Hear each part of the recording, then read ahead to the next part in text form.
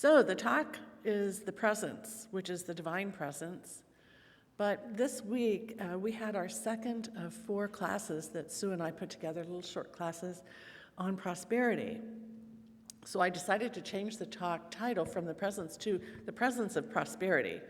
The word prosper means to flourish, to succeed, to thrive, to experience good things in life. So we put together cliff notes, our own little cliff notes, on 4 books on prosperity. And the first one was Catherine Ponder's Dynamic Laws of Prosperity. Last week was Spiritual Economics by Eric Butterworth. We're going to skip a week, and then on the 15th, The Law of Attraction by Neville Goddard. Skip a week, and then on the 29th, Shortcut to a Miracle by Michael and Elizabeth Rand. So come and join us. I'm doing it on Thursdays, 1 to 3, and then Sue is doing it from 7 to 9, and they're really fun, a lot of really good information. The things that jumped out to me the most in the first 2 classes were both authors clearly focused on the importance of having the presence of prosperity, the presence of mind to feel prosperous. Catherine Ponder wrote that the law of prosperity is radiation, it's an odd word, radiation and attraction, that we radiate outward our feelings of prosperity. And that radiation, as we know in the law of cause and effect, from conscious mind to subconscious mind, the attractive factor, and says yes to what we're focused on. So we radiate outward our thoughts, our feelings, our mental pictures, words, things we're feeling really emotional about, in love with, and it returns. But it's not always money. Prosperity comes in so many ways. You know, if you've been in the gardens when the roses are blooming, you go out and feel there's just prosperity blooming everywhere. If you have a job, you may be feeling really good in that job, feeling prosperous by having supportive work to do. I always think of our cats. I come home every day and there they are waiting for me. They want a treat, and I'm thinking they're wanting my love. No, they really want a treat, but they pretend that, you know, Mary's here, great, we can love her up, but I feel prosperous having loving cats. They're so cute. And if you've been taking watercolor classes, maybe you've had someone offer to buy a watercolor from you. That would feel very prosperous. You know, and those people impacted by the Carr fire who lost so much, you know, they've been receiving assistance from places they probably never dreamed of, people that are offering to help them, and that would, to me, stimulate that feeling of being prosperous and also great gratitude. You know, this spring we had a lot of rain, and I don't know about you, but our yard, the weeds in our yard, grew exponentially. Anybody have that problem? Oh my God, they were amazing. So our yard was totally out of control, and we have a nice house, so that felt really not real good. Our neighbors, they're brilliant people when it comes to yard work and gardening. They gave us some ideas, and so we got on top of it. And thanks to my husband's daily effort, I pitched in when I could, but it's back under control. And so when I drive home every day, I see our yard and I go, wow, I feel really good. I feel really good. Prosperity in our yard. So we call it the law of cause and effect. We don't get something for nothing. If we don't create a channel to receive God's love, it's very difficult. We have to plant in order to sow. We have to sow something in order to reap it. We have to plant a seed in order to have a tomato plant. Nothing happens without that. So it's this inner work. It's the inner work that we do for prosperity. Eric Butterworth explains there's a substance standing under everything, not just the little particles in materials, but he believed the space between the particles. There's a force there, and it holds the particles in their appropriate orbits, because otherwise the space between the particles in this podium, it would just fly off into the ethers. But there's a force that holds these particles together. And it's a force acting on the particles. This force, this invisible force, you know, it really applies, I was thinking about it, it applies to our relationship with God. There is that force, that love that has created us. And either we're open to it and receive it or not. But sometimes we have to kickstart it by giving love, giving joy, giving happiness, in order to create that road, that pathway for it to come back to us. We're not just acted upon by God, we are the activity of God, the activity of God. That's really powerful. So it's our choice how much we radiate that. Radiate means to breathe it, to illuminate, to know it's there, to have that feeling that God's love is here, fully present right now. The key is seeing it and feeling it in our mind is already accomplished. So whatever it is that's been on your mind lately, well, I really need this or want that, turn it into I have it, and let that force help pull it together. Mary Morrissey often tells the story in her early years of ministry. Their church was located in an old theater, and one day, out of the blue, they received a 30-day eviction notice. And she met with her leadership, and they were just shocked. They thought, how can we handle this? We don't even have enough money in our bank account to make a deposit on a new place, let alone spend money to move everything somewhere. So they were feeling pretty desperate. And she recalls sitting there in that meeting going, oh God, I really need help. And just then, a hawk flew to the windowsill of the room where they were in and squawked at them, and squawked, and then it flew away. A hawk, out of the blue. So she went and got a book to look up the symbol of a hawk, and it's the unmistakable and ever-present power for overcoming any obstacle. She knew co-creation was in process. She knew that, and it took a hawk to make that happen. So the leadership decided they were not thinking big enough.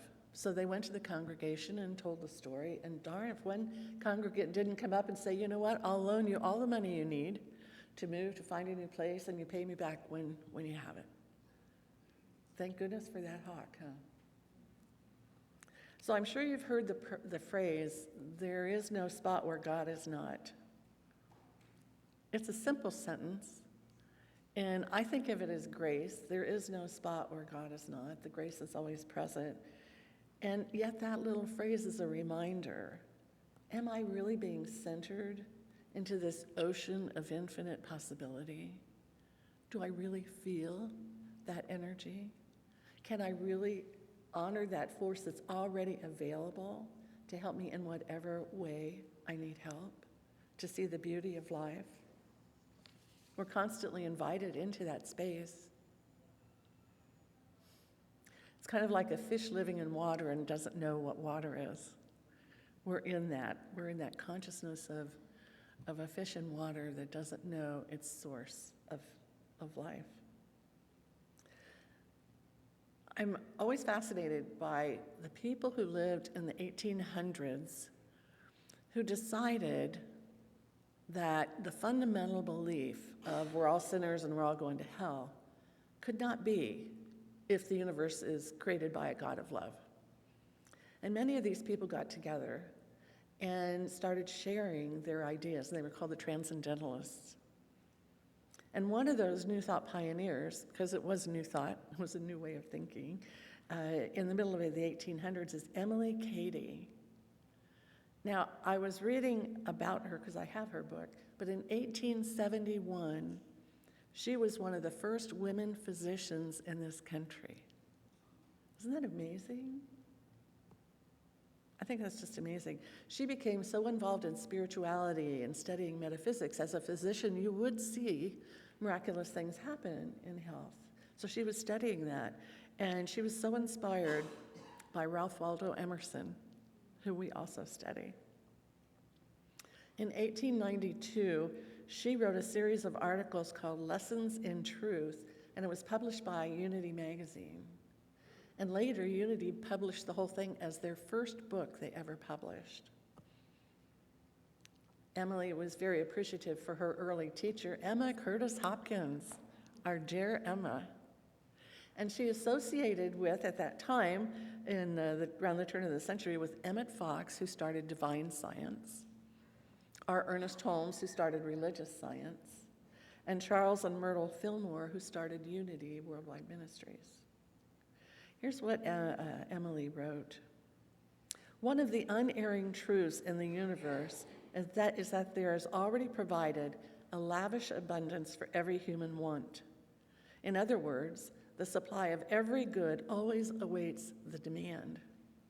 Another truth is that the demand must be made before the supply can come forth to fill that demand. Cause and effect. 1870s. So there's a great difference between wanting something and believing that we have it. I want something means I don't have it.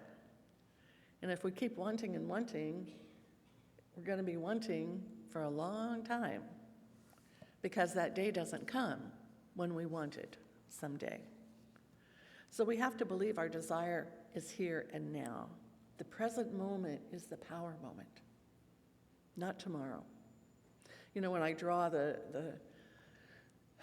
circles of the creative process, I have our conscious mind and our subconscious mind. And it's our thoughts and beliefs that go into subconscious mind, which is the attractor factor. It always says yes. It says whatever you're focused on, obviously you want more of. Whatever you are in want of, obviously you want more want. So it's always acting. It's always turned on. So here's an affirmation for this. I am secure, for I know who I am, a richly endowed child of God. I'm secure in all that I do, for I know my oneness with the divine process. I'm secure in all that I have, for I know my treasure is in my mind, not in things. I live my life day to day in God's support, which is as dependable as the air that I breathe.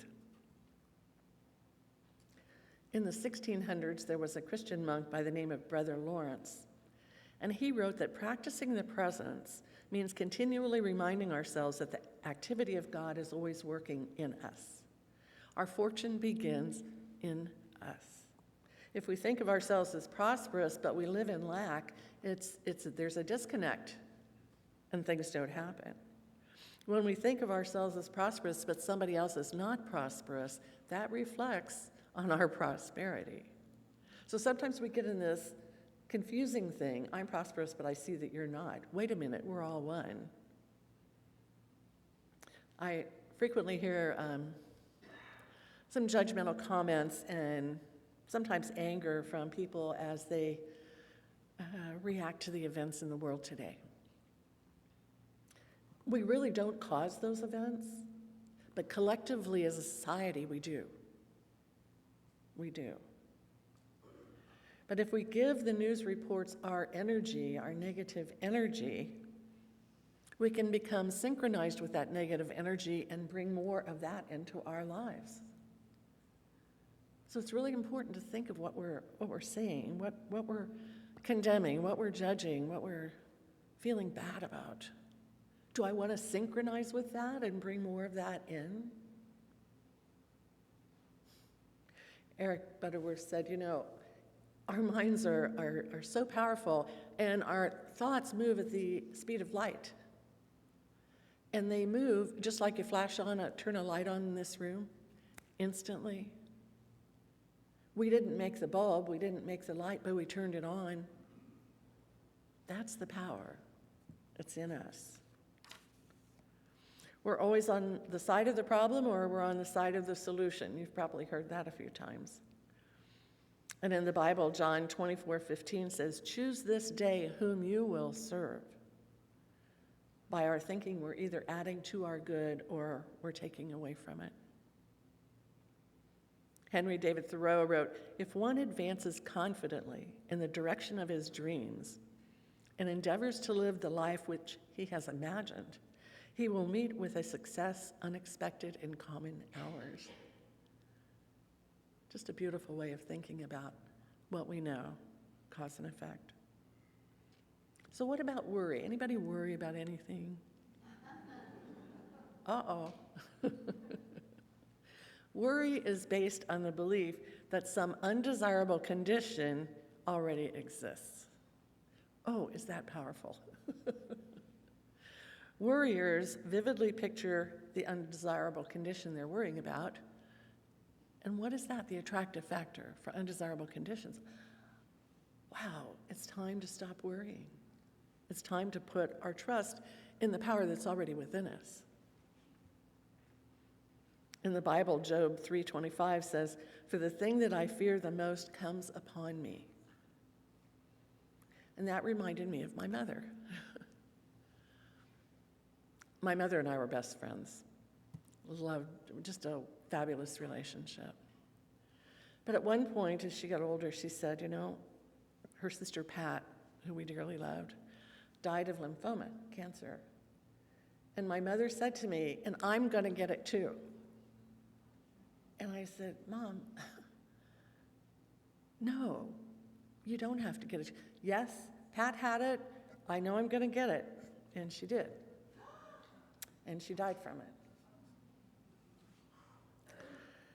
But the interesting thing is, 2 hours after she passed, I was driving to my brother's from the hospital. This huge wave of love poured over me. I mean, huge. It's like I was in the ocean. And here's my mom and her sister dancing like crazy. And they're laughing. And they're having fun.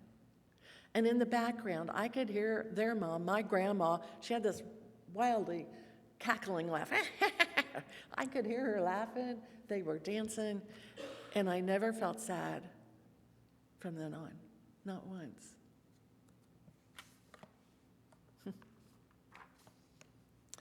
So practicing the presence is a gift. And I think somewhere in this room, somebody's thinking, I know I should, but.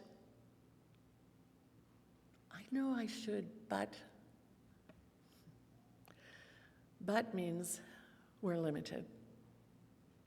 Really think about that. It's a 3-letter word that is limiting. I should drink of the water of the well of love, but if we really believe God's presence is everywhere present, it is a priceless tool for you in your life, priceless. Because this faith in the presence is believing in something, but it's also turning on something, using that tool.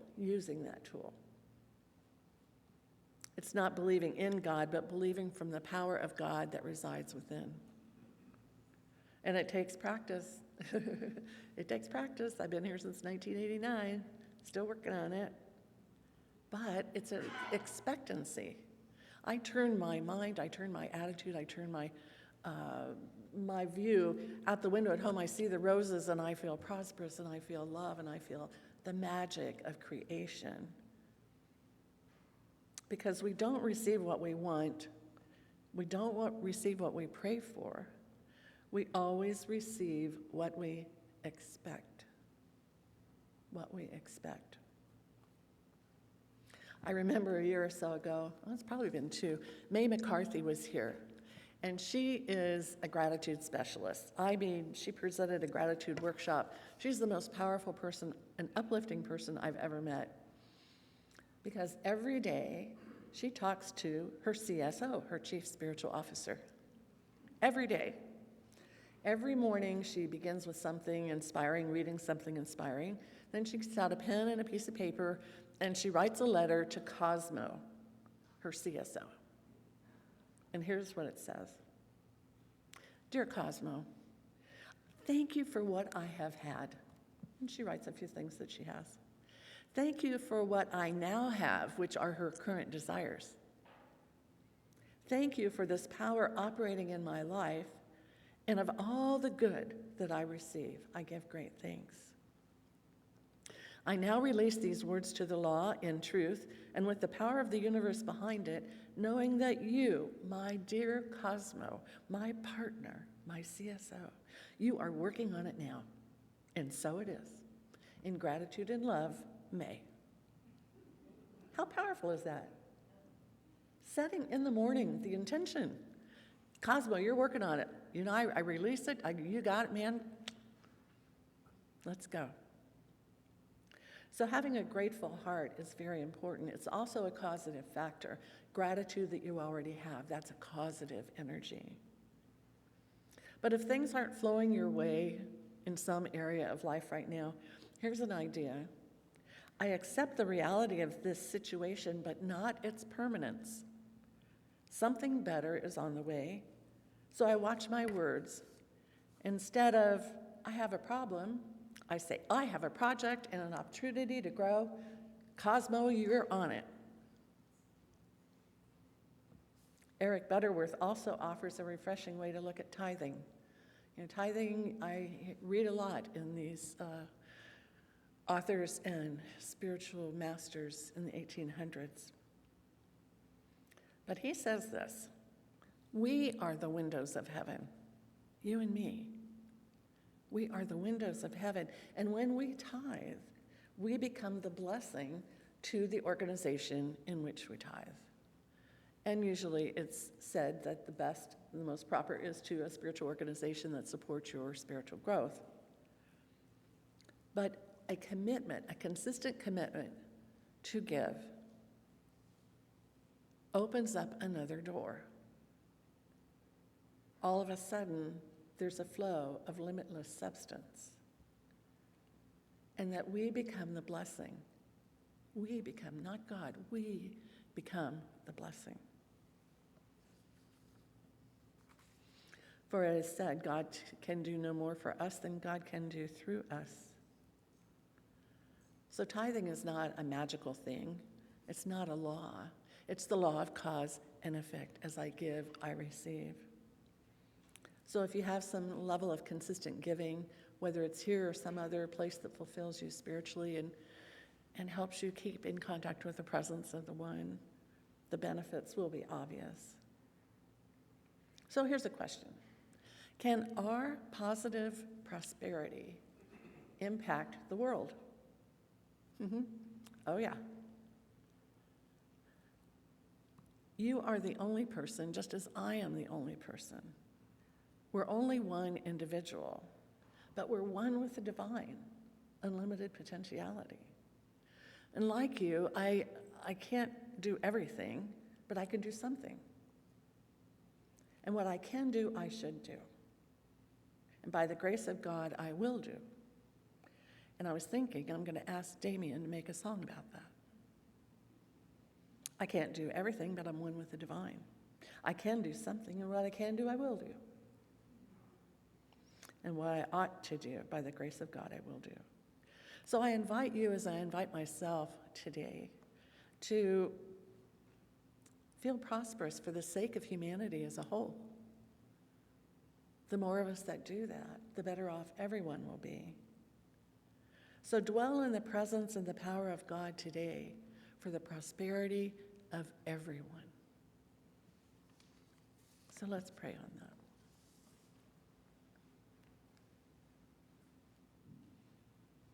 Oh, thank you, Judy.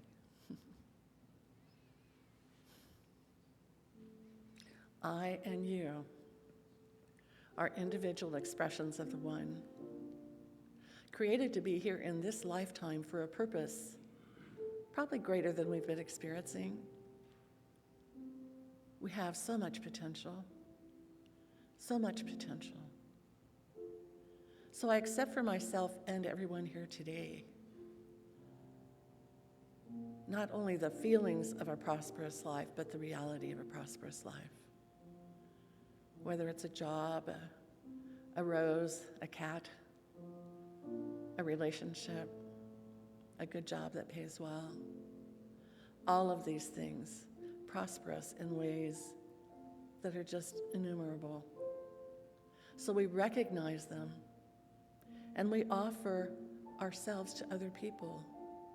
There are things that I can do to help others feel prosperous or to even recognize prosperity as something that we create. So with my words and actions, I offer that to all I meet and all I do. Knowing the world needs an uplifting attitude And it all starts with us. And as we contribute our knowledge, our divine connection with others, it can change the world. So we contribute to that today in interesting ways. And tonight when we go to bed, we'll think about, gosh, I did do something kind, something gentle, something friendly, something loving, maybe something offering money, I don't know. But I did the best I could with what I have. And we have gratitude for that. Incredible gratitude for this knowledge, this philosophy, this understanding of the power within. No need to worry. No need to think about negative things. We focus on the divine love of God in the present moment and release the rest. And in that feeling, that comfortable, quiet feeling, I know it's true. And so it is.